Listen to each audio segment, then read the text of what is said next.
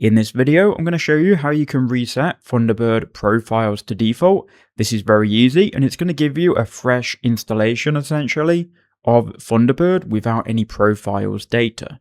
So if you go to the three dots in the top right hand corner, you can then go to help, then go to troubleshooting information. This will open up this window. Here you want to go to profile folder, then click open folder, and this will open up your file explorer.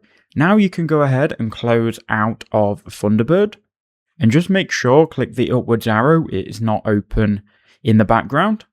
Now we can go to Thunderbird and here you will see you've got profiles folder and also a profile file. Click on the profile file and click delete on your keyboard and do the same thing for the profiles folder. Once you've done that, you can then go ahead and exit out of that and reopen Thunderbird. Now you've reopened it, as you can see, it's going to ask for an email address and full name again, but we can see we have a default install now of Thunderbird.